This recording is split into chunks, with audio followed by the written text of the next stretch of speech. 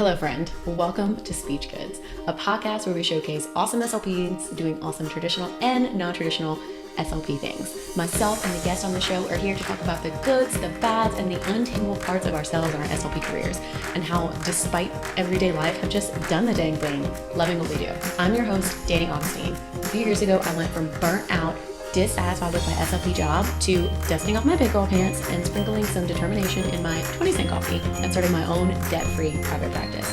Now, I love my working career and wouldn't trade it for anything in the world. It was the support and wisdom from others around me that helped me refine my why. In this show, I hope that you're going to find support and wisdom of your own. Okay, friend, let's talk about this amazing lady, Miss Jeanne Pichoff. It was such a pleasure to get to interview her. So Jeanne is a pediatric occupational therapist and IBCLC. That stands for International Board Certified Lactation Consultant. Say that 10 times fast. Seriously? Bet. So Jeanne actually has 17 years of experience in a variety of pediatric settings. She's got NICU, early intervention, and outpatient pediatric experience. Jeanne discovered a passion for infant treatment and feeding therapy early on in her career. As she began to treat more families who were struggling with breastfeeding, she realized that her training as a feeding therapist left her with a large gap in knowledge since breastfeeding wasn't really covered extensively in any of her courses as a therapist. And as a speech therapist, I can attest to the same thing.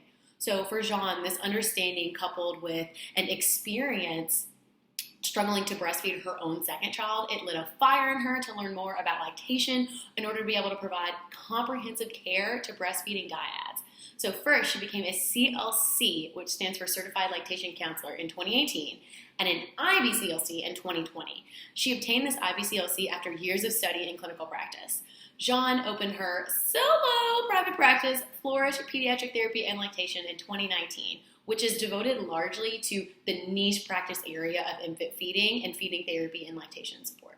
So Jeanne is a voracious consumer of continuing education and is continually seeking to increase her clinical skills to better serve the families under her care. She's also a provider of continuing education through the Lactation OT platform, and she teaches 2 courses geared to therapists wanting to blend the worlds of therapy and lactation, with one course on tongue ties and breastfeeding and the other course on management of failure to thrive. And yes, your girl has taken both of those courses. Okay, this story that you're about to listen to with Jeanne is just so awe-inspiring, and I can relate to her in so many ways, and I know a lot of you that are listening are going to be able to relate to her too. She's such a prime example of a really great therapist who's doing great therapy and just being awesome and taking CEUs and continuing to be awesome. And this idea of her overcoming the imposter syndrome, overcoming the self-doubt, and even still dealing with it now, despite the fact that she's kind of amazing. We get into some nitty-gritty about her specific specialties, which are lactation and feeding. She's an internationally board certified lactation consultant and an OT. How does that happen? Seriously, how does that happen? So she just has done all these amazing things. She tells us her story, how she went from working for someone else for a long time and finally opening up her own private practice, and then she starts to get into some of the really great details about how she got into lactation. And for a lot of you out there, if you are interested in blending the 2 beautiful fields of feeding therapy and lactation, you're going to want to listen to this episode. She gives some specifics. She talks about different credentials. She's also got these amazing courses. I can't say enough about Jeanne and about this conversation. If you've ever doubted your ability, if you've ever thought about going out, doing your own thing, getting into a niche area, and you've battled with that imposter syndrome and self-doubt, listen to Jeanne, and she's going to completely She's going to completely blow your stinking mind. Okay, let's do this thing. Get to the episode. Hello, Jeanne. How are you? Hi. I totally messed up. We're not editing this out. We're going to keep it. Fine. Yeah. Real life. Yes. So we just heard your awesome bio. You do all of the awesome things. OT / when did you get your IBCLC officially? Last year. Yeah. I tested last year and I got, in 2020. 2020? Oh, 2020. The year of all the things. Yes. Yeah. The year of all the things. Well, we're so excited to have you here. And you are officially, everyone, all of the listeners out there, this is a moment in speech goods history because, Jeanne, you are the first OT on the show. Dun, So, dun, dun. but I think it's so important to highlight the fact that even though, like, yes, like the name is Speech Goods, and I think on the title, I got my podcast cover off of Fiverr. I think it says a speech therapy podcast. I haven't looked at it in a while. That's probably not a good thing. But anyways, so even though it's technically a speech therapy podcast, I just love this idea that, especially I feel like SLPs, OTs, PTs, a lot of us are in very similar situations. And we're really like, I feel like we're like each other's brothers and sisters in this sort of therapy world. So I'm so I'm so glad to have you on. And we have some great questions lined up for you from some of my peeps from Instagram. But I'm not going to talk forever. So Jeanne, can you just like tell us a little bit about what makes you and your fabulous self and your journey unique? Sure. Where to even start? Well, I just to back it up a little bit. If you had ever said that I would own my own private practice and have a business back in the day, maybe even 5 years ago, I'd have laughed in your face. Like, I never, ever, ever envisioned that for myself in a million years. It just wasn't even on my radar. No one in my family is an entrepreneur. That's just not what we do. And I always just envisioned myself working in a facility or for someone. And so, as a new grad, I ended up landing a NICU job, which was kind of like crazy as almost a new grad, but it was sort of an interesting set of circumstances. But I hear you on this podcast talking a lot about like being disillusioned with graduating and being kind of surprised by like your pay, and like what you were going to be making straight out of school. And I definitely had that moment. As I was interviewing for this job, and the lady interviewing me wrote down, the prospective salary and like slid it across the desk like it was going to be a big surprise. And I remember looking at this being like, whoa, this is not what I was expecting. This is an intro to the real world here. But, I did take that job, and I don't regret doing that. That did give me like a huge foundation in infant treatment and sort of informed like what direction my career was going to go in, because I really fell in love with feeding in the NICU. And from there on, after. And so I took a ton of continuing ed and dove more into that aspect of pediatric practice and got my feet wet more with infants, to where I started to kind of niche, but not really, because I was working for people, so I couldn't just do what I'm doing now in this very specific like niche practice. I did more of a hodgepodge, of a variety of peds, but still a lot of infant stuff. And so when I later down the line, I've been a therapist for 17 years now. The last job that I worked before I opened my business, I was working for a very busy pediatric clinic locally.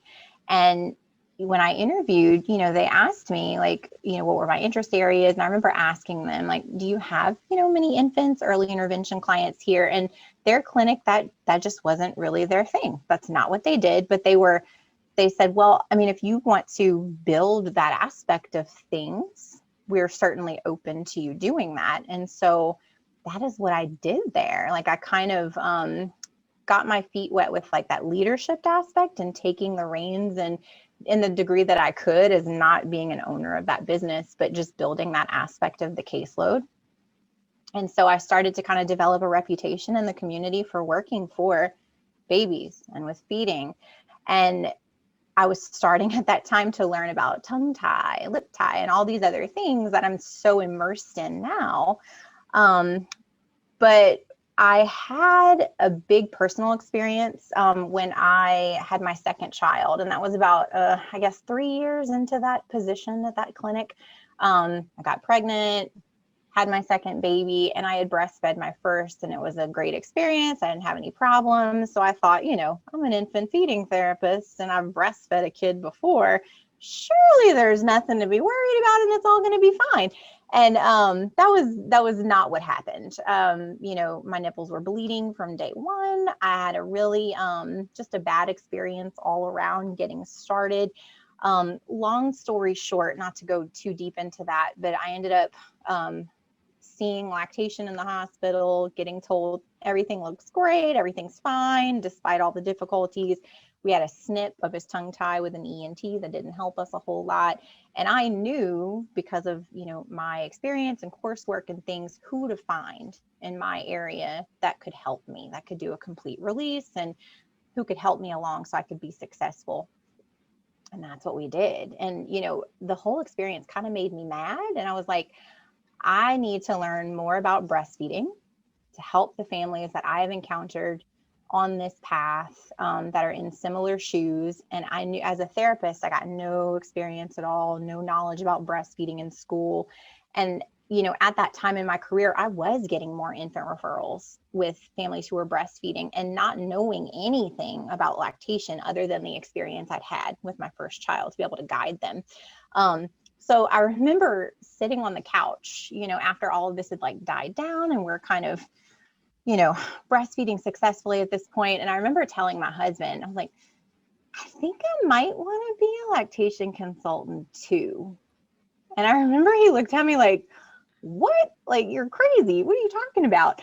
And he's like, but why? I was like, because it blends perfectly. It's like a perfect marriage of skills for what I do.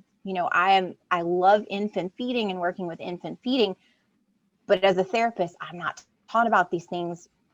I should pursue some legit credentials and know what I'm talking about, right? But I didn't know any other therapist who'd ever done this.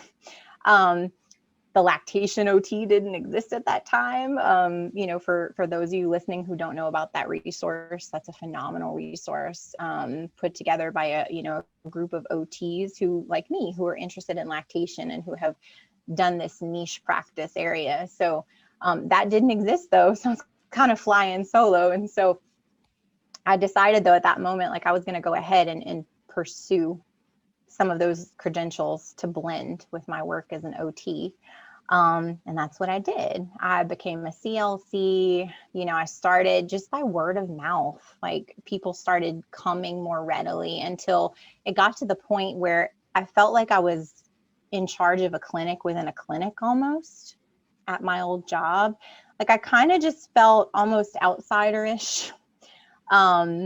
They had a different, not niche, I guess, but yeah, kind of a niche practice area, very different area of peds than infant feeding and especially breastfeeding. And so I was doing multiple evaluations a week, within my niche area in this clinic. And really, I got to a point where I wanted more autonomy, over decision-making and what direction I was going to go, how many evals could I see a week. I really wanted to be doing more of that particular practice area but I was an employee there. And of course, understandably, I was expected to see the clients that were coming in, which weren't necessarily the ones that I got the most excited about, to be honest. I would be elated every time an infant referral would come in, but not so elated when I would get an 8-year-old with some other kind of issue that I was like, this isn't so much my comfort zone. But I mean, I work here, so I'm expected to handle this and do it well. And I wanted to do those kids justice, but it just wasn't where my heart was, right? And so, that desire for autonomy, along with, a few, just as a parent, wanting more autonomy in my own personal life too. I'll say when you become a parent, your priorities change, of course. And before having 2 kids and not having, great family backups and other alternatives for childcare, being an employee of somewhere was extremely stressful, or it felt really stressful. It felt like every single time my kids had an appointment, it was a huge deal, right? I have to ask my boss for the time off, and then my coworkers are strapped because they have to make up for this because the patients are still coming. And so now if they had a gap in their schedule, it's full with my patients. It felt like so much pressure.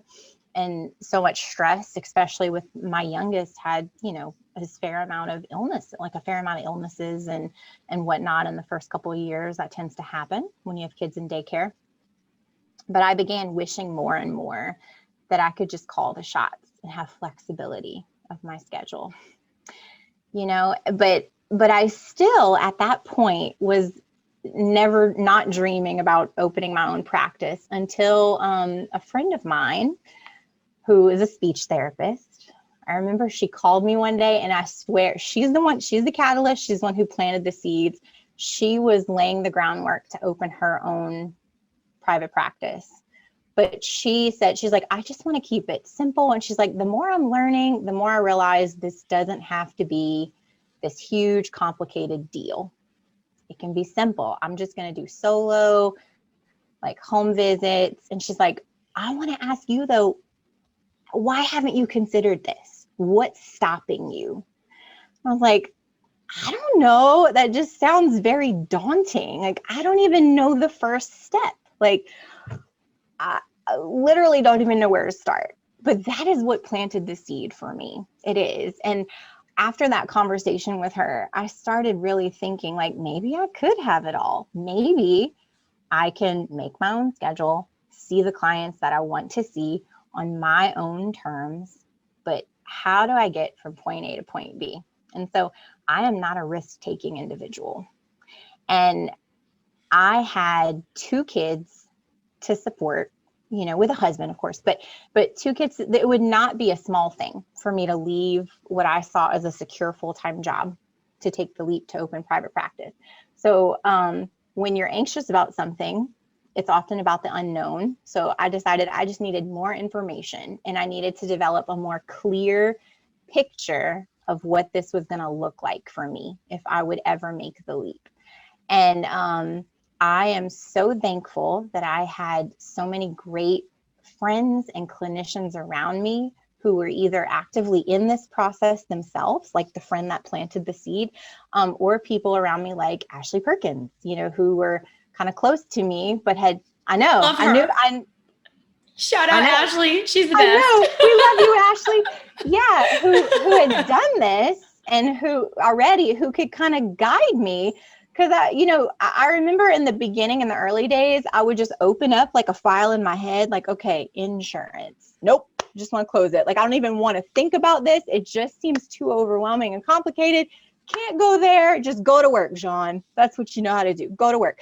And so, but I broke through that by talking with other therapists who had done this before. And thank you, those therapists who were willing to have these conversations with me and be like, girl, it didn't have to be that bad. Start here, X, Y, Z. And so I bought books.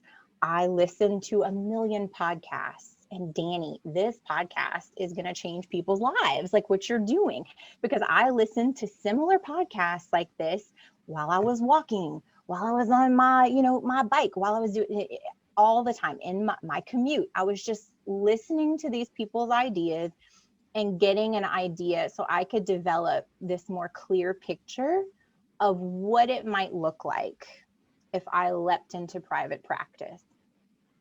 And in this thought process, I started to really get a plan. Like, I made this big list in my phone, and I'm like, okay, here's what I would need to do. Come up with a name, check, LLC. Okay, am I really? And I did everything I could do basically for free without committing to I'm going to do this first, because I swear this is embarrassing to say almost now, but I was playing with website design and stuff. I didn't have to pay for the website or publish it. Or anything until it was published. So I basically had it created. And I swear, once I created a logo and came up with a name, it suddenly seemed real. And I was like, all right, I think I could really do this. I really could. And so I was like, I need to figure out financially, how many clients do I really need to see to basically make what I make at my job, to make me feel comfortable? And do I think that's realistic for me? And so there were spreadsheets involved. I learned how to make a spreadsheet. I mean, there was so much like planning, and I listened. Jenna Castro Casbon is one of course the women that guided this way for me. I didn't take her course, but I listened to her webinar and I listened to her podcast, and I she talks a lot like how you can talk yourself out of anything and how long you're going to wait and how much money are you costing yourself by delaying, your leap into this. And that was a big thing for me too. But I did some analysis paralysis stuff and like thought this through to death. But I really did try to like have my ducks in a row and have a really good idea of what I was going to need to leap into. And I didn't have much confidence in myself.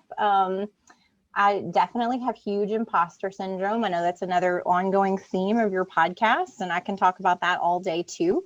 But I did figure that it would not take me that many clients privately to kind of make what I was making at my my old job. And so that made me feel a little bit better. So here I am, analysis paralysis, like laying these plans, quote unquote, but not really, I have not in my brain committed to leaving or doing anything yet. This is at this point a pipe dream. But a couple of things happened. One is that, I asked for a raise at my position because it had been a couple of years, and I felt like compared to what some of the people I graduated with, like what I knew they were making, I wanted to be making more. And that did not go positively. Let's just say that. Like, I'm an incredibly introverted person. It is hard. Like, I didn't have a whole lot of confidence in myself. It was hard for me to ask for that, like it is many women, right? And to have it go so spectacularly badly, I think that kind of cemented for me that like I'm gonna leave. Like, I was done at some point, but I just didn't know when. But I started to think to myself, how am I going to feel in 5 years if I'm still here and I'm still making the same salary and I'm still not quite doing what I want to be doing and I still don't have any autonomy over my schedule? Like, am I going to feel good about myself, like staying in this position, or am I going to do something about it? And I knew that I would regret deeply not trying. Even if I tried and I failed, I would feel better about that than if I just stayed because I was chicken, So that happened. And then what really cemented it for me was there started to be meetings where more demands were asked of my time as far as like growing the baby side of, the business for them. And without like any additional compensation or anything, and so I was like, no. And then there came a conversation at one point where they basically said that what I was doing wasn't sustainable. I was doing many more evaluations, so it was a lot more intake, for them, like demands on the admin staff in terms of like taking care of new patients coming in and situating all of that, which I understand, especially being on this side of it now, is complicated and it is a lot of work. But they wanted me to make up for that, to kind of find a way to shorten my assessments, like cut them in third, basically. And I just remember kind of laughing, I guess maniacally, like, so you want me to do a breastfeeding assessment in like 45 minutes? No, I think we're done here. Like, yeah. So it just became so clear to me that like my vision and my understanding of what I needed to do my job well was just, that wasn't going to happen there, and that wasn't really their fault. That wasn't the vision they had for their business. Wasn't their job to give me that. I just needed to take it and go. And so that's what I did. I decided that night I went home and I told my husband, are you cool with me doing this? Because we're doing it. Like, I'm going to turn in my notice. I'm going to turn in my notice and it's going to happen. And he's like, yeah, go. So that's what I did. I decided to go ahead and make the leap. And that was 2 years ago. And I've never regretted it, ever. Like, my only regret is not having the confidence to do it sooner. And I got a lot of advice along the way, of course, from like those spectacular clinicians, but I also met people, at courses and stuff who had private practices, and they talked about, I realized that there was no right or wrong way to do this, that if my vision for myself was always to stay solo and to stay small and simple, that seemed doable for me. I still intend that to be what I do pretty much forever. Just me rocking it, doing what I do really well, alone, and that's good for me. I don't want a multi-therapist, multi-million-dollar enterprise. But if I wanted, I could probably grow it there. But I'm cool with what I am doing. But I realized in talking to a lot of people that that's completely okay. Like, there's a lot of ways to do this, whether you do it as like a small side hustle, you do it full time, or you really grow and hire and do some other things. And one of the things, like in the podcast and stuff, I think it was Scott Harmon, he's an OT who does like a open your own business podcast. He kept saying, if you're going to be a business owner, you're going to do this, get comfortable by being uncomfortable. And that was helpful to me, and I've gotten a lot more comfortable with being uncomfortable and being able to kind of calm it down internally if things aren't going as I planned, and know that like, I'm going to work through it. I'm going to figure it out, and we're going to make it happen, And so I don't know, I guess my story is unique in that I'm doing this unusual niche area. It's not so unusual anymore. I think there is more interest now in lactation, of course.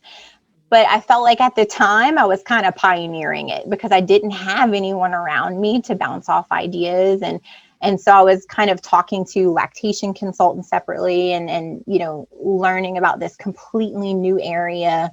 And then I, just kind of turned it into this private practice, and here I am.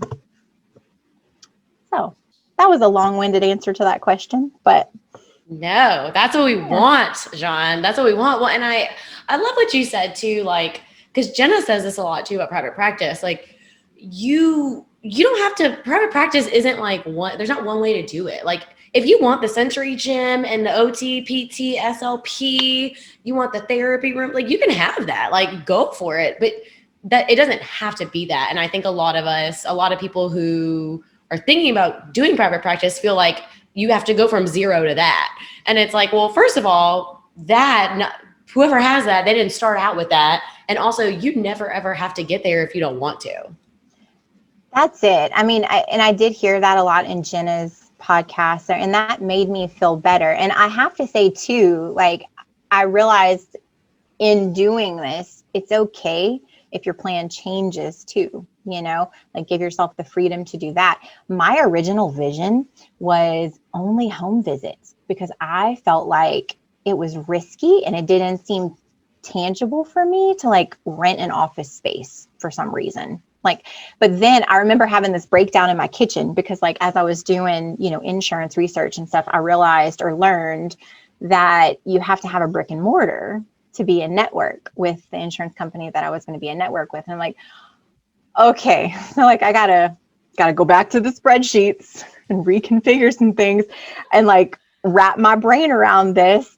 And, but again, like, you have anxiety about the unknown. So like, I sought to get information, like, what's available to me, like, what is around me that is tangible. And it turns out I didn't need to be stressed about that. There's plenty of options, like there's lots of things I can do to work through this problem. So that was just one little hurdle on the path. But yeah, I mean, that realization that I don't need to take out a business loan and spend buckets of money to start this business, that I have the skills I need. I just need a few things to get started and I can make this happen. And then as I'm getting more established and secure, I can build and add things, that's what I've done. Yes. And I think that's so unique about therapy. So like, and I've mentioned this before on the podcast, but like, so my, one of my best friends is an optometrist, and if she wanted, she's not starting on private practice. She actually just finished her residency. So anyways, she's going and working for someone else's private practice. If she wanted to start a private practice, she would need like $100,000 worth of equipment. Like at baseline, she would need so much, like, and obviously she needs, you need the building and all that stuff. But with therapists, what's so unique about us is like, we have our tools, I have tools that I use and need all the time, but like, we are the secret sauce. Like, and I think that's so unique about speech, OT, PT. Like, we can pretty much, like, I can have just my therapy bag and do the dang thing, like, you're it, like, in your business. And also, like, you are what they are paying for. Like, you don't need the equipment. You don't need this big eye machine thing that puts like goggles on you and you have to be like, just which one's better, this one or this one? And they both look the same. Exactly. Yes.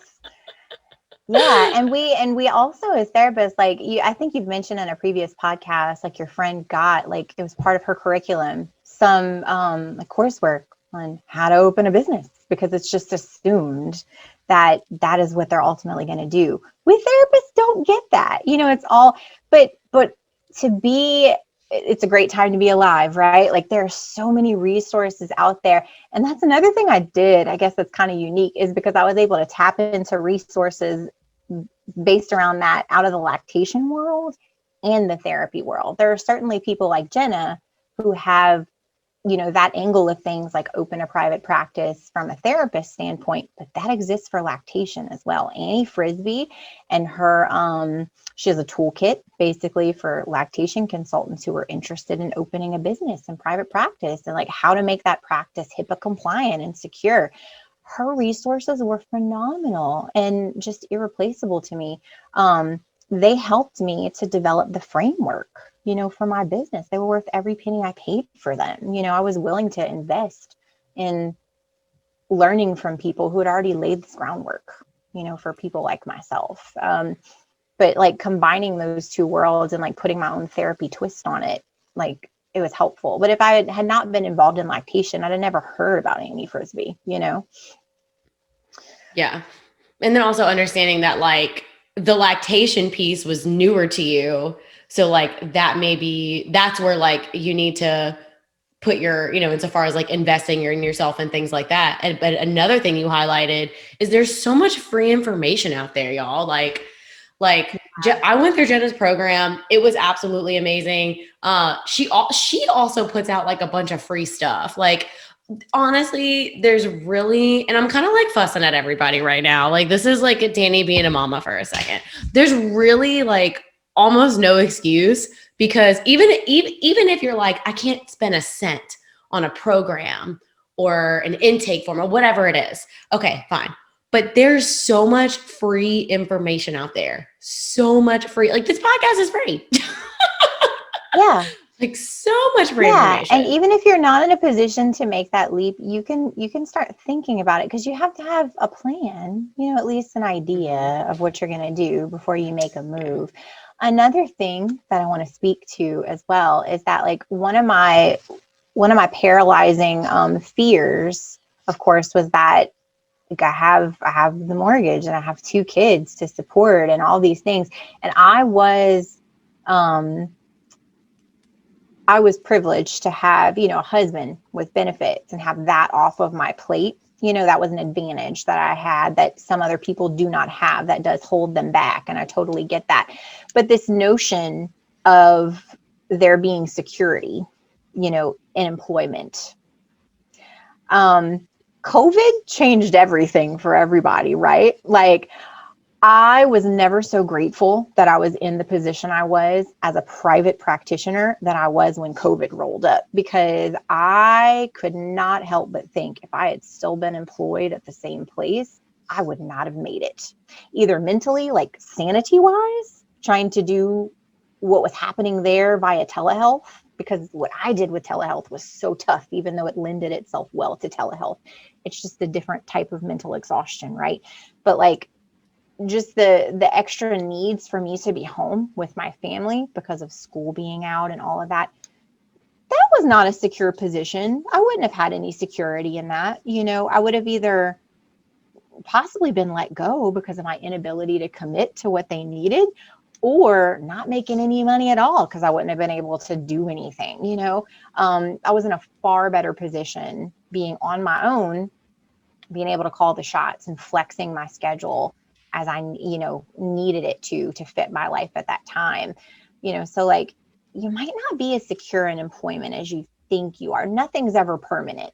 You know what I'm saying? So I don't think anybody should be paralyzed by that if they're trying to decide whether to make a move or not, Yeah. I mean, honestly, I believe it's an illusion.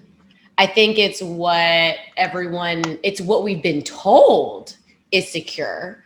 And there is a certain amount of security. Like there's pros and cons to everything. But I mean, even this idea, and I think you and I have had this conversation, this idea of having like one single stream of income.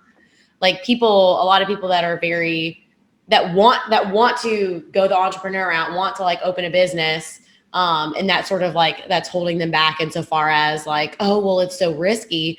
Well, you're actually taking on a lot of risk only having one stream of income. And like, it's also dependent upon other people. Like for me, like if I need more patients, I can go hustle, I can go market, I can do what I got to do. I kind of like that piece. Not everybody's like that, but I kind of like that idea that like, it's all on me. I'm not depending on somebody else doing what they're supposed to do.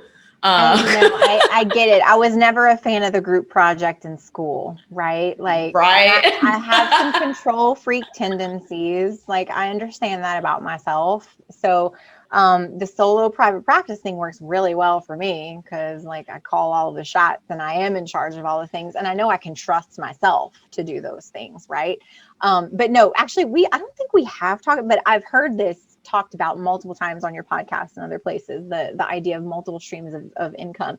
And let's just dive down this rabbit hole, okay, about how financially illiterate I was for the majority of my life. Like, I'm going to say, I had not really heard that, like, or thought much about it, that like the danger of like one relying on a sole stream of income.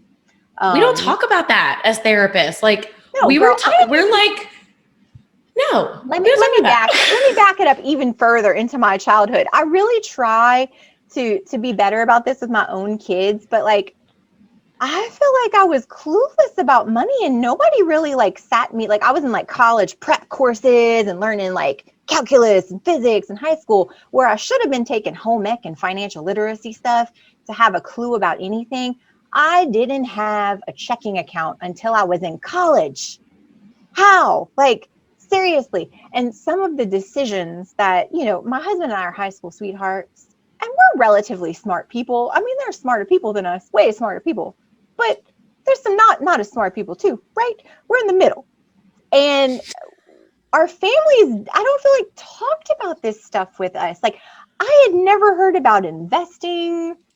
Nobody talked to me about retirement. Like it wasn't until like the last year or like two that we sat with a financial advisor and like figured out a game plan, and that's just embarrassing for me, like to talk about, but it's true. Like, I feel like we had to teach ourselves a lot of money things, but it shouldn't have been that way.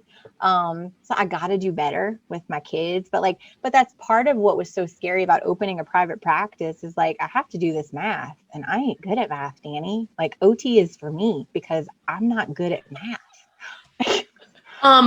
Jeanne, you're talking to a speech therapist. Like, I mean, being a lactation professional, I have to figure out like weights, right? Like how much should the baby weigh when I see them next? And this is like a big thing for me each week. I have to dedicate like a time, like Monday morning. All right, we're going to figure out all the weights before the patients come because I can't do math on the spot. I get flustered. This is honesty here. So like, and this is basic math. So like investments, compound interest, y'all start talking about this stuff. And I like how you and Ashley like break it down simply so that the simple folk like me can understand because we need to understand. But that's where I was, but I'm still making it. in private practice. And I'm super grateful that there are systems like Simple Practice and things that do this accounting for me. So I don't have to worry about this complex math because I'm just not capable. That's not my thing. Well, and like, I think that's another point too. Like, there's so many tools out there. Like, I think it can feel so intimidating. Yes, yes. That was another turning point for me too. I remember when discovering that, like, I use Simple Practice just like you, but like learning that there's a lot of platforms out there that are not expensive and like they look beautiful and professional and help you streamline your workflow. And like, it dawned on me that I could make my own evaluation templates and my own note templates, like designed specifically for me. And I could click through notes and be done like super fast rather than like trying to wrangle a system that wasn't meant for my clientele, like to make it fit my box, you know, like that right there was life-changing too, to know that these resources are out there for me to utilize and they're not astronomical in cost. Like I can do this. Yes. And knowing what your costs are, like another point that you brought up before that I just want to reiterate, and I tell this to people all the time, the most intimidating thing about money and finances, whether it's you're trying to get on a budget or you're trying to decide, like your private practice numbers, like, and perfect point. How many clients do I need to see a week? What's the reimbursement going to be? How many clients do I need to see a week to pay for my expenses? So, okay, how much are my expenses? Blah, blah, blah. You have to know your numbers in order to make quality decisions. Like, and I think people get scared of the numbers or feel like you have to be great at math. I talk about personal finance and I am not good at math, Jeanne. Okay. You seem like you're really good at it. I'm just going to say you're putting this stuff out there and it looks really good to me. So I'm you know what it is? I get excited about what the math gives me. So the math that compound interest stuff is pretty cool. Like, right. And that's the thing, you don't have to understand compound interest. There's calculators online. Like there's calculators on, like you don't have to understand it. You don't have to calculate that at all. Like you can just go put it online for yourself. Like, and you literally type in your age. I have one. I did have to figure it out on Excel because I have an investment calculator in the materials for the budgeting course, but that was a challenge. But unless you're doing what I'm doing, you ain't got to figure it out yourself. And there's just so like, you have to know your numbers, and this idea of like taking it from the clouds and just bringing it down and just making it really, really objective. Like it's not this good or bad. It's not this like good or evil thing with you opening up your private practice. It's just like, okay, how much money do I need? How many patients do I need? And I think that really takes that like intimidation down. And honestly, whenever I started that process, that's when I really realized this idea of like being employed somewhere is not necessarily that secure. Like especially when you start to kind of calculate it in terms of like how many, clients you're seeing for your employer. And if you were doing the same on your own, what that might translate to, it is eye-opening, Yeah. Oh yeah. And because there's expenses associated with the business. Like by definition, yes. You are supposed, as an employee, you have to make your employee more than you cost them. Like it just is what it is. Employer more than you cost them. Sorry. Right.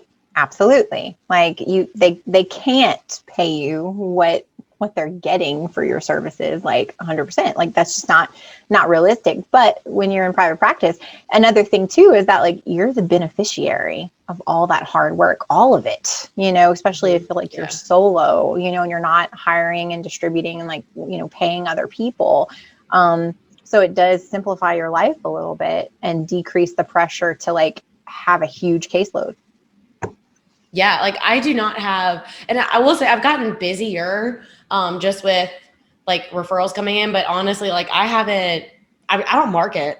Like it's purely word of mouth, and I'm still not seeing nearly the caseload that I was seeing before. Plus, like being able to do other things that you love. Like, and I think something, and not, this may not be everyone, but for me, private practice has been a huge gift to when I do too much patient care, that's like a burnout recipe for me. Well, when it's like right. all day, every day, back to back, back to back.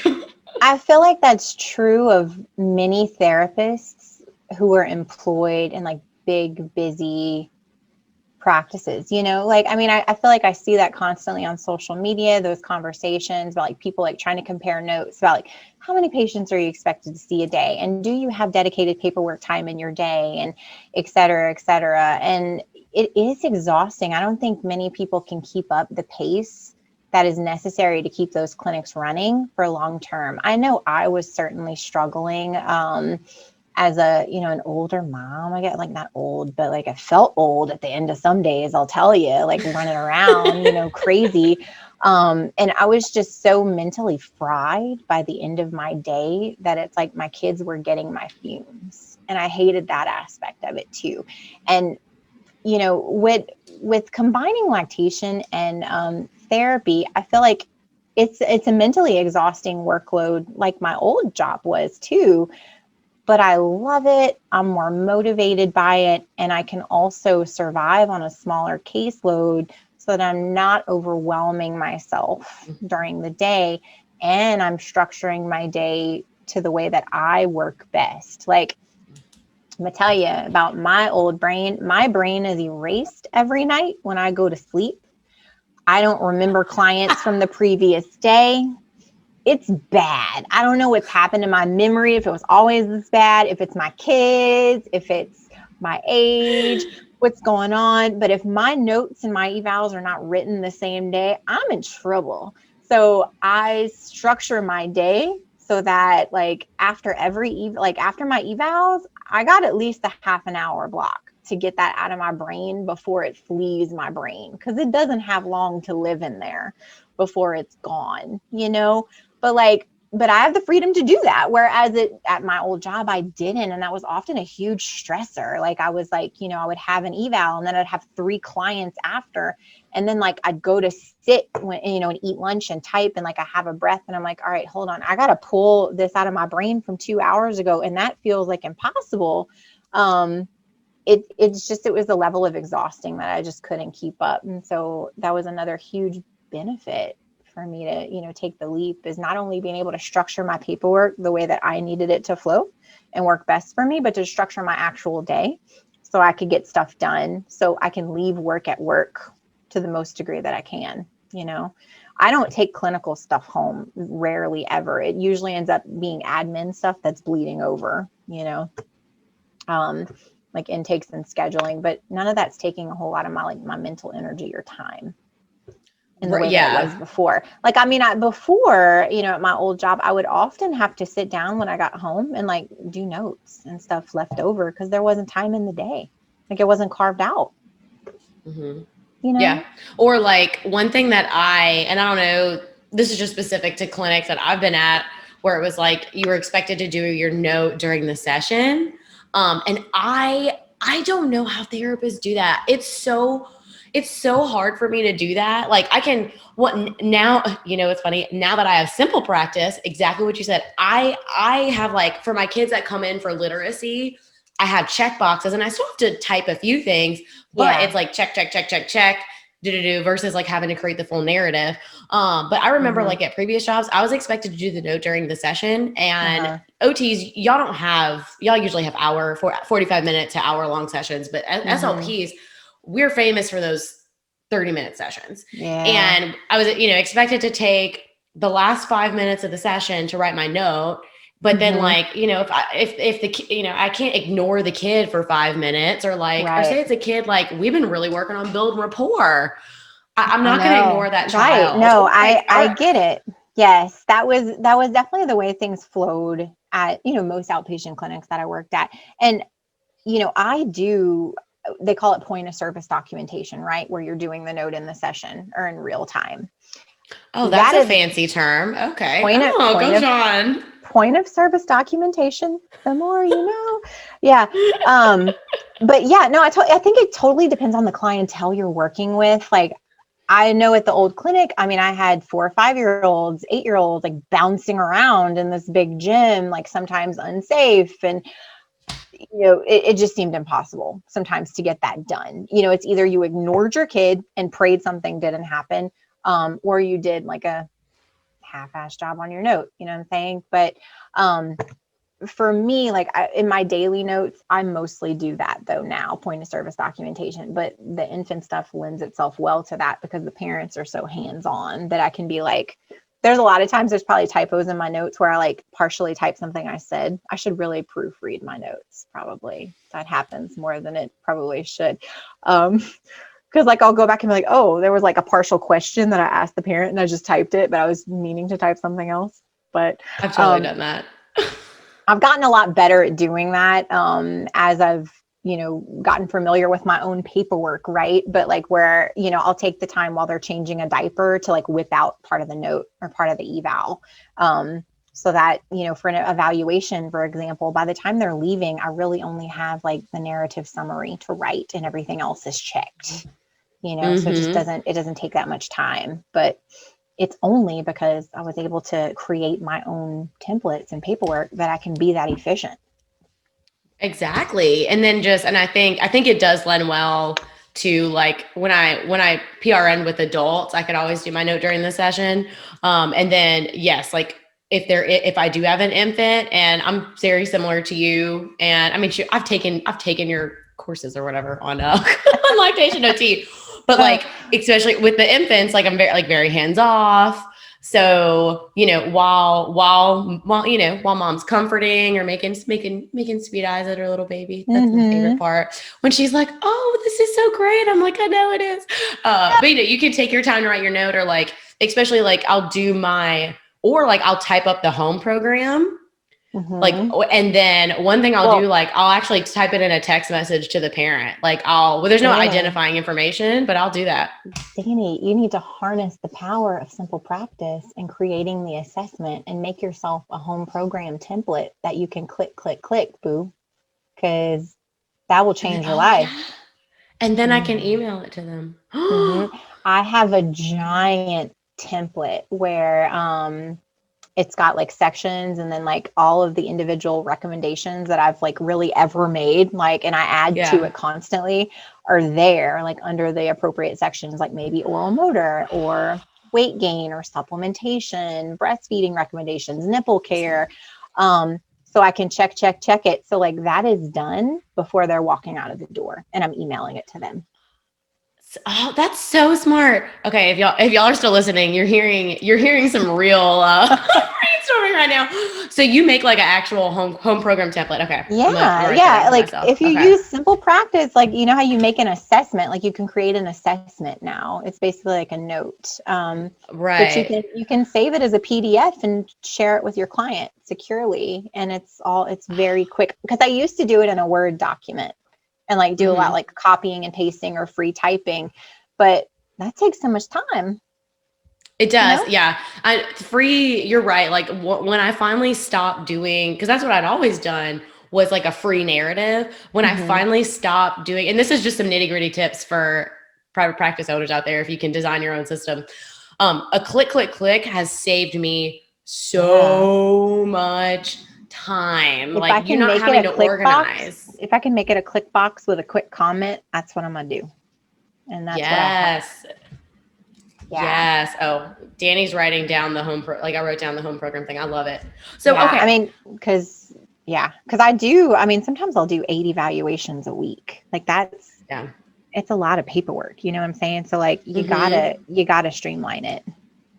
Right. And that's the nature of just what your specialty is that, infants. Yes. I mean, you're not seeing kids for a year, not saying never, but I mean.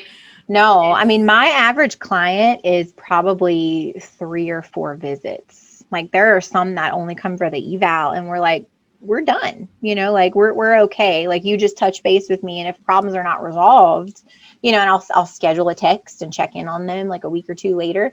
And if they're good, we're good. But like most people come back for a couple of follow-ups, but it's very short-term nature stuff compared to typical therapy, which is very unique to this, my niche area, right? Because most therapists are used to like seeing people more long-term, weekly, sometimes twice weekly. And that is totally not what I do most of the time. It's more consultative services where I consider it my job to try to figure out, maximize what can they do at home, because that's where the true change happens, right? And keep them out of my office if possible, you know? Yeah. And then we're mostly like, I feel like most of what I do is assessment, you know, like even for follow-up visits, people are coming in and it's okay, give me an update. What's happening now? Let's you know, hash our way through this problem and figure out what are the next steps. What do we need to be working on for the next 2 weeks? Okay, let's check back in 2 weeks and see where we're at. It's like every session is a new evaluation and a new update to the treatment program, but it's not me and my magic hands and what I'm going to do here, you know, in most situations. Yeah. I do see some clients week to week. And I think one on my whole caseload I see twice a week, but it's mostly high turnover, short natured, or short term clientele.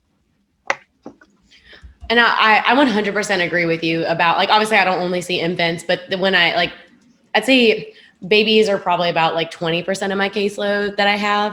But I'd say 100%. It's not the same as like a typical thing where and I tell my parents, like, I'm not working the magic. Like I always kind of like setting that expectation. Like I'm not doing the magic here. Like we're figuring out what's going on. And then I'm going to give you things to do at home. Like whether it's helping with like, maybe like I want we try some different positions in this session, like for latch and positioning, try a few different things to make you more comfortable. But it's definitely it's very different than traditional therapy. So if like anyone out there is interested in lactation, keep that in mind. Yeah. And look, if you are interested in lactation, you will be a rock star, very much appreciated lactation professional if you do take a more hands-off approach with your clients, because I know that was one thing that left a bad taste in my mouth about my experience with lactation, was like being grabbed and like having my baby like forced on my breast. I hated it. And most women tell me about these experiences that they have, you know, with some other professionals at some point in time. And I don't touch women for the most part. Like I don't touch their babies if they're trying to latch them. I have a doll and I have a crochet breast and like I model, because I'm not going home with them. I don't want to do that. I have to do whatever it takes to get them to do, what I'm suggesting. And sometimes it takes a lot of just experimenting and trial and error, because no mom or baby pair is the same, and so sometimes we're like fumbling around trying to figure things out, but I am hands off. But I think parents appreciate that and like that a lot. And it is more unique, I think, than what some families are encountering with traditional lactation professionals.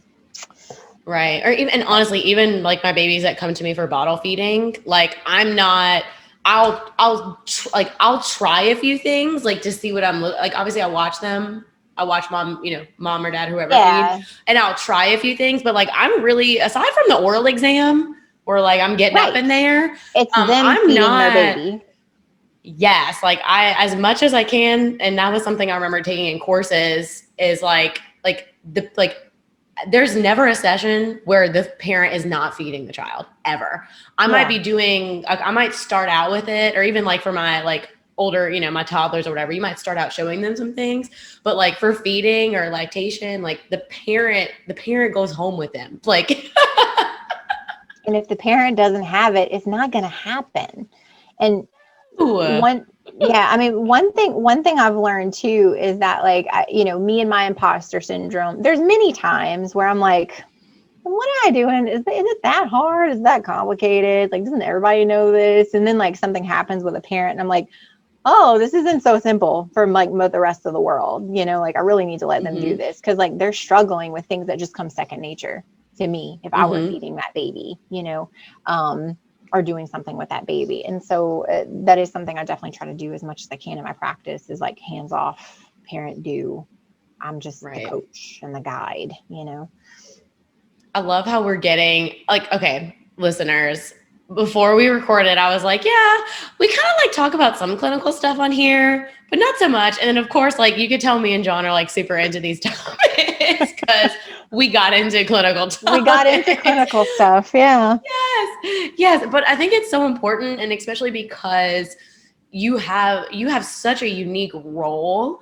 And I think people need to understand whether you're picking lactation as a niche or whether you're doing like the opposite or some, whatever, recognizing the little nuances that go with particular clientele, with particular diagnoses and things like that, especially when you're building your business. And Jeanne, I wanted to ask you this. Okay. Because you told us that you're not a risk taker. Like, I think and I really think a lot of listeners can resonate with you because you had that in the back of your mind of just like, you're not like, you weren't the one that was like, I'm just going to go do this. Forget the man. No, like you are very much like a lot of people that I talk to. Like you have that tendency of like analysis paralysis, blah, blah, blah. So I think I'm really glad that you're sharing your story to kind of say how you fought that tendency. So how did you mentioned there were naysayers. How did you get past the naysayers? Because I know that just like you were already like, imposter syndrome, doubting, security, blah, blah, blah, blah, like financial stuff. And then to have someone tell you that what you were trying to do wasn't a good idea. Like, I know that had to like hit you hard. So like, how did you get through that? Yeah, let me talk about the naysayers. Let's back up. Like, because some of the naysaying wasn't necessarily in my my plans to like open a practice, although I guess maybe a little bit, but some of the naysaying was about my niche area, like combining lactation with OT, in fact. And like I remember mentioning it to like several other therapy friends. They're like, oh, okay, that's cool. And I mean, even I naysayed myself sometimes, like in like studying, because to become an IBCLC is a process. I mean, this was a 5-year endeavor. There were many times where I was studying and just so overwhelmed by the amount of information that I had to learn and take in. And I remember saying to a friend, I was like, what the heck am I doing? I'm trying to learn like a whole new career. And my brain ain't built for this. Like, I know at one point I made good grades, but I don't know how people did this in school with children. I mean, it just felt like so much. And I have to say too, like any therapist interested in lactation, you don't just dabble in lactation, okay? Like when you take a class, like the CLC course, for example, or the CBS, like these are like 45-hour, several day courses. It's like breastfeeding boot camp. Like you're going to learn a lot, but know that what you're learning is the tip of the iceberg. And then like after you learn that stuff, you're going to be like, oh, some of the things I told patients back in the day were really dumb. I really feel bad for that. Like, no, I'm serious. Like, I remember just some of the things that I thought and said to moms and the ways that I helped them. Like, what was I doing? I just didn't know anything about anything, but I didn't know it till I knew it, right? Like, we don't know what we don't know until we don't know it. Yeah. That didn't make any sense. Anyway. I got you, girl. I got you. So there were plenty of people, like, I was not sure at first that I was going to go full-blown IBCLC. And then I just decided one day, like, I'm just going to do that. I want to be the real deal. I want the street cred. Like I want to know that I know what I am talking about. Right. But there were a lot of naysayers there, including like big names. Like I went to a course. I'm not going to mention names or course, but I went to a course and sat down with the course instructor and some classmates. And I just mentioned that I was doing my clinical hours to be able to test for the IBCLC. And this person looked at me and was like, why would you do that? Like, that's the stupidest idea they'd ever heard. Like, but why? Like, I don't think anybody can do those two jobs effectively together. And I just remember like sitting back and being like, whoa, like you just kind of like pooped on my dream a little bit there. Yeah. And then but like I'm one who like takes criticism to heart. And so like I really did think about that for a long time. Like, can I effectively be a lactation consultant and a therapist and do a good job to families? Like, can I? I think the answer is yes, because here's the deal. Lactation consultants, that's not a degree, that's a certification. It's like an extra add-on. It's a diverse profession. There are RN IBCLCs, there are therapist IBCLCs, there are dietitian IBCLCs, there are MD IBCLCs. We all have different backgrounds, and no one practitioner has the same skill set, and that's part of the beauty. I am an excellent IBCLC because of my therapist. It gives me an extra advantage, I think, especially for the clientele that I see. Whereas if I were encountering a family that had, more nutritional concerns, like maybe mom is diabetic and has concerns about this or that, maybe I'm not the best IBCLC to figure out all their problems. And I might point them to the IBCLC down the road. Same thing with therapists. We all have different interests and different skill sets. I am vastly different from OTs in my community who are rock stars at their niche areas, So I was just like, you know what? I'm going to do the dang thing and be an IBCLC. Even if people don't think that I can combine those two worlds effectively, because I think I can. And what I find myself doing now is because I have these two worlds, these two skill sets, I flex what I'm doing with clients to meet their needs. So there are some consults and some sessions where I look more IBCLC than therapists, because that's what that family needs at the moment. Their biggest priorities, their biggest concerns and issues are more in the lactation realm, and maybe are more with mom.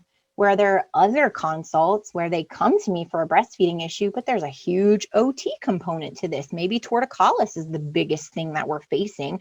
And so I'm breaking out at my heavy OT hat and putting my lactation one aside for a minute, because that's not the biggest fish we have to fry. You know what I'm saying? So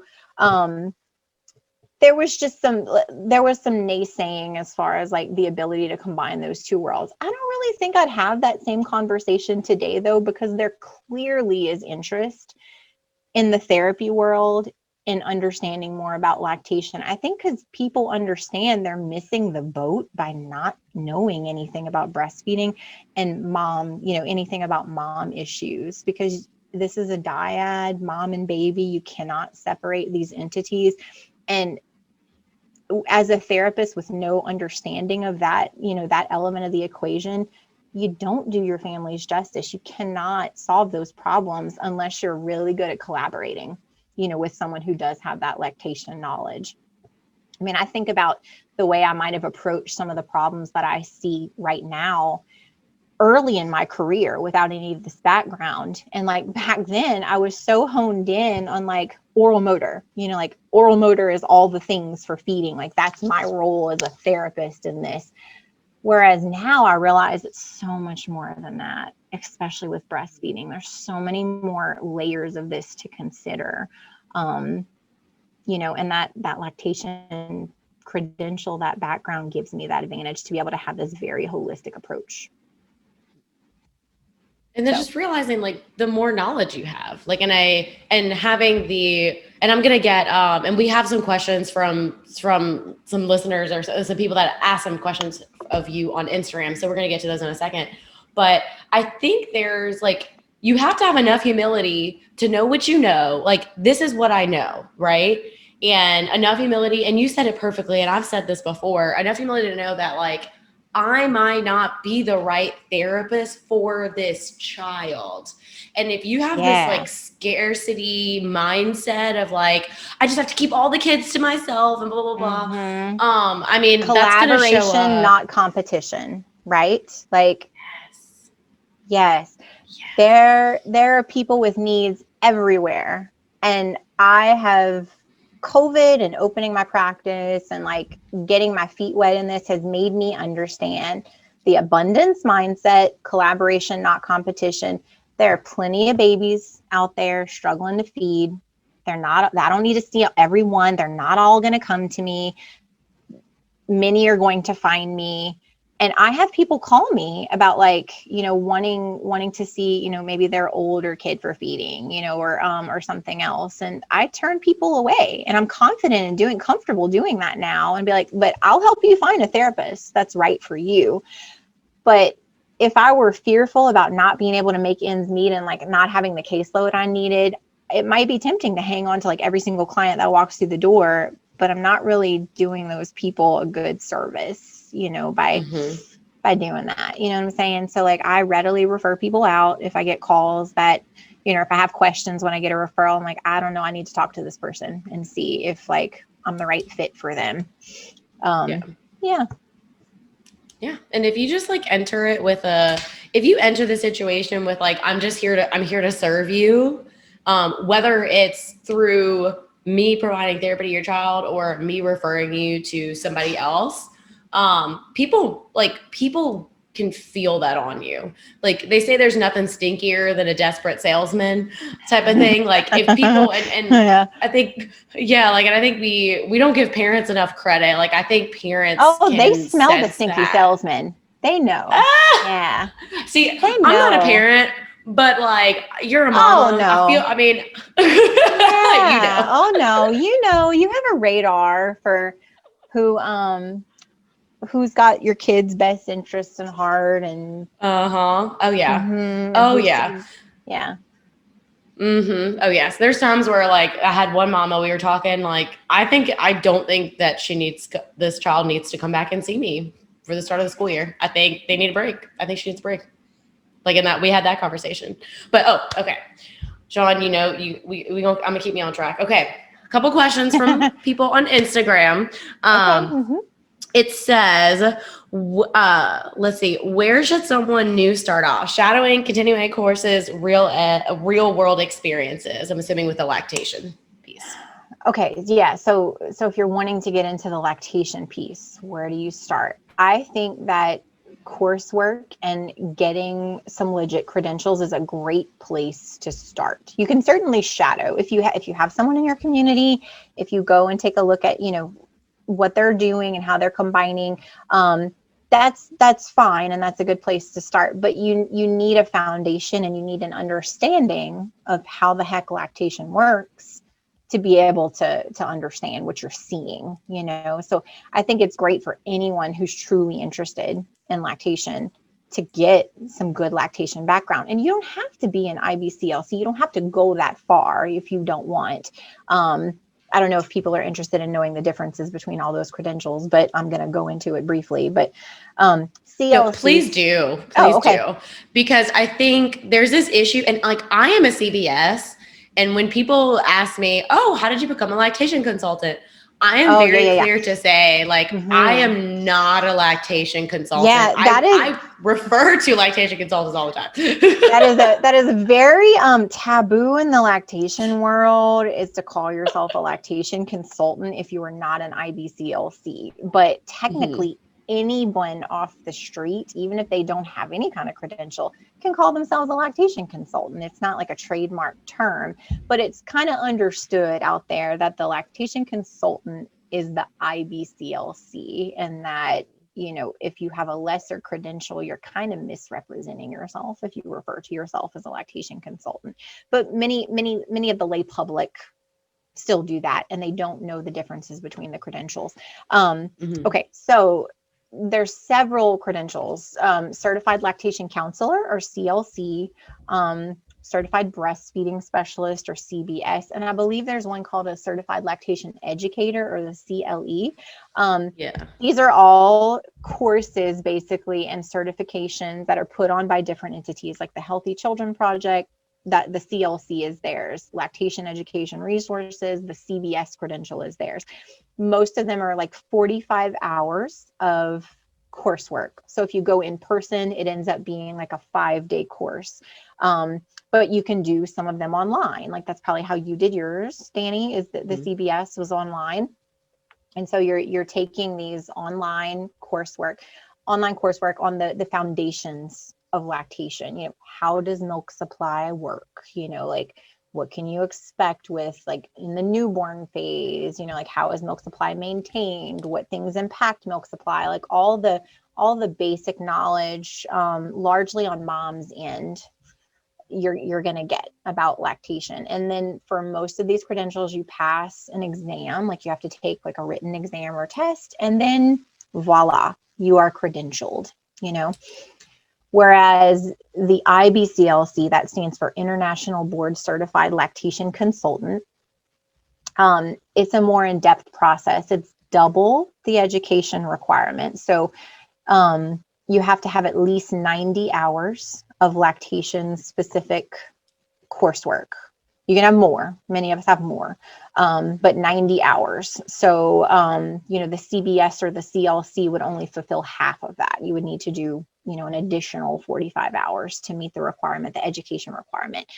But the CBS, that one they do. I have my 90 hours as a CBS. Oh, so they offer, they do. I don't know if it's a newer thing, but yeah, go ahead. No, it's not. That's actually how I got the second portion of mine, because I did the CLC first, and then I went ahead and took the part 2 for the CBS to fulfill 90. But I had like, I don't know, 100 more hours between everything else that I took on gold lactation and stuff. So you can have more, but 90 hours is the bare minimum of lactation specific education to become an IBCLC. But to become an IBCLC, you also have a clinical experience requirement. And so that is often the thing that trips people up and is a barrier to them to sit for the exam to become a consultant, because there's different pathways to get your clinical hours. As a speech therapist or an OT or whatever kind of therapist you might be, you would qualify for pathway 1, which is the, you know, healthcare provider pathway, basically. And basically there's an assumption that if you have this degree, like RN, therapist, et cetera, you've had a huge background in basic anatomy, physiology, et cetera. And that you're, you know, potentially working with patients in this population, but you have to have clinical hours dedicated specifically to helping breastfeeding families, you know, helping families through breastfeeding problems or educating about breastfeeding. And for pathway 1, that's 1,000 hours. And that must be acquired in the 5 years before you sit for the international exam. So to get 1,000 clinical hours, that's a lot for the average therapist, because most of us are not only working with babies, right? And so it took me, I mean, a full 5 years. Like, and there's a spreadsheet where you can keep track of your clinical hours that's available on IBCLE's website or IBLC's website. But you have to be pretty painstaking about this, because when you apply for the exam, they can audit you and ask to see proof of all those clinical hours. Now, as a therapist, you don't have to be mentored to get those clinical hours. If you have the ability to, or the scope to private practice, which all of us do as therapists, right? But it definitely is a really good idea that you have some people in your back pocket or some mentorship, and that you're not just figuring this all out solo. Now, full disclosure, that's mostly what I did, but I certainly had IBCLC friends and things like that I would regularly text and call about like more difficult cases and be like, hey, like, I don't know who else to talk to about this. What would you do in this situation? You know, so more like indirect mentorship. But pathway 1 is the 1,000 clinical hours, 90 hours of coursework, and then you sit for an exam. And the exam is only given twice a year, by the way. It's a whole thing. Yeah. Like, it's every April 6 and months. Yeah, typically, or around there. Like, I took my exam in September, I believe. Yeah, because of COVID threw everything off. Like, oh yeah, that's true. In 2020, the April examinees got canceled and they got all pushed to September. So everyone in the world tested at one time, in this 3-week period. And then to wait for your results, oh my goodness, it's torture. It's 12 weeks at minimum where you're just waiting for your scores. Like, did my dream come true or not? Yeah, it's exactly oh my gosh. It's torturous. It is, but that is why lactation consultants get a little mad when people who are not lactation consultants call themselves lactation consultants. You know what I'm saying? Because there's a big difference between a week-long course and years of coursework and clinical work and sitting for this exam, you know? Yes. But yeah, so like those are the distinctions, and you can go anywhere in that road that you want if you're interested in lactation. But I do think if you're going to be working in this space, your bare minimum is a CLC or CBS, you know, like a thorough course that's going to give you a good foundation. You can't just take like an hour here, hour there and expect that you're going to know enough to help anyone. You know, if you do, you're not doing your family's justice, and you really need to find someone in your community who is credentialed, who you can collaborate with to help fill the gaps, you know? 100%. Like I like the idea of like respecting the credential. And again, it all goes back to knowing, like, I know my boundaries.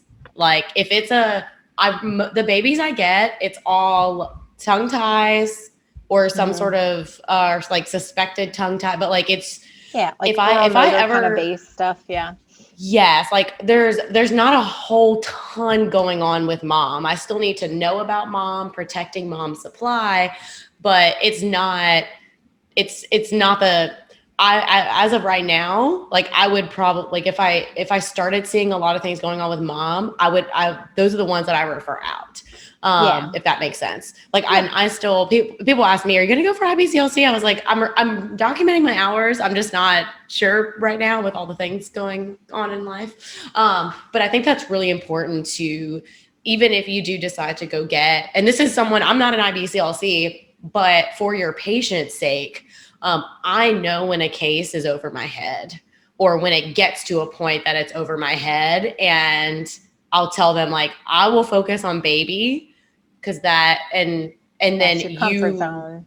Yeah. Yes. And especially like I had a mom, there was like PCOS, like a lot of high risk things for low supply. And there was but there was a lot of things going on with baby. And it was just like, mom really needed someone who was mom needed an IBCLC. And I referred that patient out. I feel like a lot of what I see are extremely complicated cases.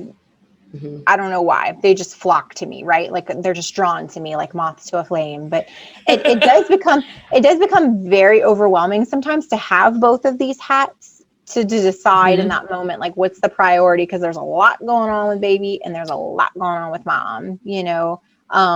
So, I mean, there are still situations where I am still collaborating with other IBCLCs, or sometimes other IBCLCs refer to me, but they've already done, you know, a lactation assessment. So maybe I take it away with more of the baby side of things, you know.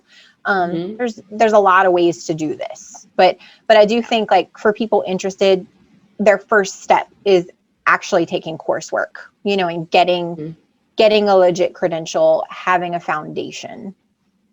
100%.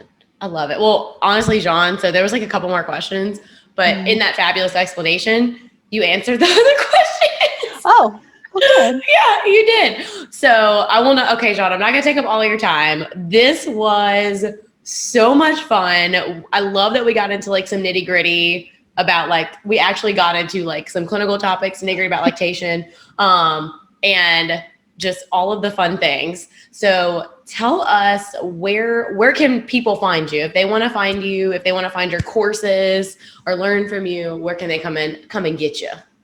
If they want to take some of the courses that I've put out there, I have 2 courses on the Lactation OT platform.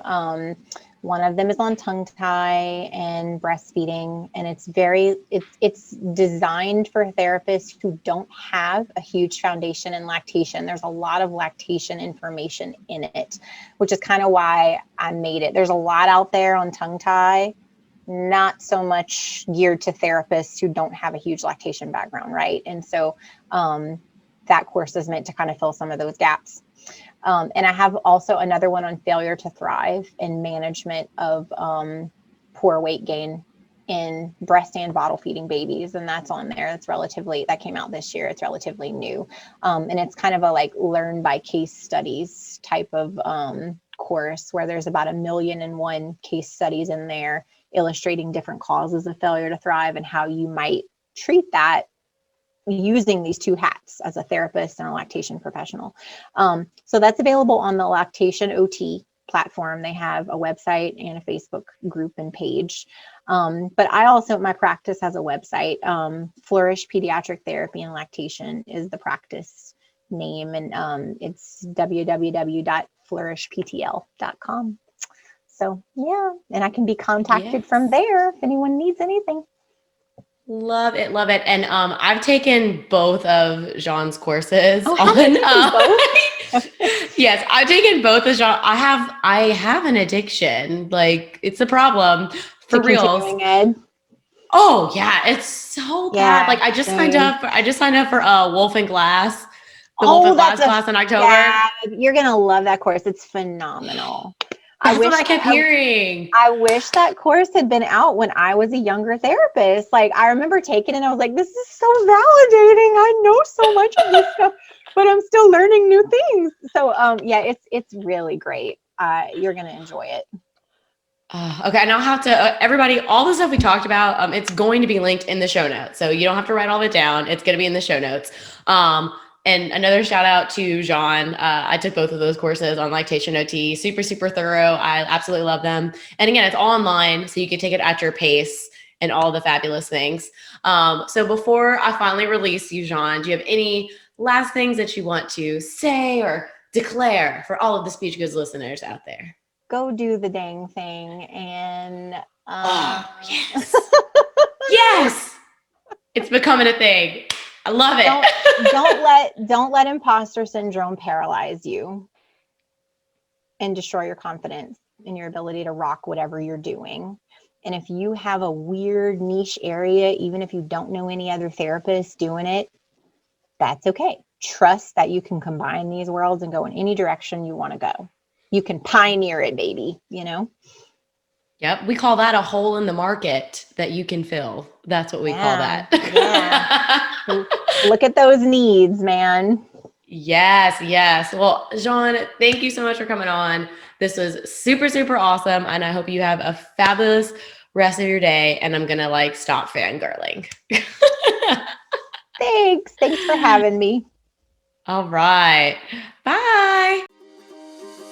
Thank you so much for listening to this episode. If you want to hear more no fluff, getting the dang thing done stuff for myself and other real life SLPs, be sure to leave a review on Apple Podcasts or pledge a small amount on patreon.com/speechgoods. If you found this content valuable, please share it with others so we can get this message out there. And if you haven't already, join us on Instagram. Handle is @speechgoods. See you there.